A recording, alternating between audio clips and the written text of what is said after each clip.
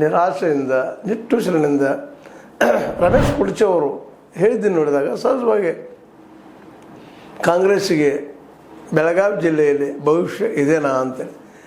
ಯಾಕಂದರೆ ಈಗಾಗಲೇ ಲಕ್ಷ್ಮಣ ಸವದಿಯವ್ರ ಬಗ್ಗೆಯೂ ಇಂಥ ಮಾತುಗಳು ಬರ್ತಾ ಇದ್ದಾವೆ. ಅವರನ್ನು ಸಿ ಎಮ್ ಮಾಡುವಲ್ಲೇ ಸಿ ಎಮ್ ಅಲ್ಲ, ಸಿ ಎಮ್ ಅವರು ಮಂತ್ರಿ ಮಾಡುವಲ್ಲೇ ಮುಂದೂಡಿದ ಹೊರಟಿದ್ದನ್ನು ನೋಡಿದರೆ, ಅಥವಾ ಹೈಕಮಾಂಡ್ ಅದನ್ನು ಕೊಡದೆ ಹೋಗಿದ್ದನ್ನು ನೋಡಿದರೆ, ಅದರಲ್ಲೂ ಶತಾಯಗತಾಯ ಇವರಿಗೆ ಮಂತ್ರಿಗಿರಿ ಕೊಡೋದು ಅನ್ನೋಂಗೆ ಈ ನಮ್ಮ ಶಾಸಕರು, ಅದರಲ್ಲೂ ಮುಖ್ಯವಾಗಿ ನಮ್ಮ ಉಸ್ತುವಾರಿಗಳು ವ್ಯವಹರಿಸುವುದು ನೋಡಿದಾಗ ಸಹಜವಾಗಿ ಕಾರ್ಯಕರ್ತರಿಗೆ ಇಲ್ಲಿ ಬೆಲೆ ಇಲ್ಲೇನು, ಕಾಂಗ್ರೆಸ್ ವೀಕ್ ಆಗ್ತಾ ಇದೆಯಾ, ಅದು ಒಂದು ಕುಟುಂಬದ ಕಪಿಮುಷ್ಟಿಯಲ್ಲಿ ಸಿಗ್ತಾ ಇದೆಯಾ ಅನ್ನುವಂಥ ಮಾತನ್ನು ಇಲ್ಲೇ ಚಿಲ್ಲಿ ತುಂಬ ಮಾತಾಡ್ತಾ ಇದ್ದಾರೆ ಜನ. ಹೀಗಾಗಿ ಈ ಜನಕ್ಕೆ ಉತ್ತರ ಕೊಡುವಂಗೆ ಇವತ್ತು ಬಂದಂಥ ಇಂಟರ್ವ್ಯೂದಲ್ಲೇ ರಮೇಶ್ ಕುಡ್ಚಿ ಅವರು ಹೌದು ಇಲ್ಲಿ ಕಾರ್ಯಕರ್ತರಿಗೆ ಬೆಲೆ ಇಲ್ಲ, ಹಣ ಇಲ್ಲ, ನಮ್ಮಲ್ಲೇ ಹಣ ಇಲ್ಲ ಅಂದಾಗ ನಮ್ಮನ್ನು ಯಾರೂ ಕೇಳುವುದಿಲ್ಲ, ನಮಗೆ ಬೆಲೆನೂ ಇಲ್ಲ ಅನ್ನುವಂಥ ಮಾತು.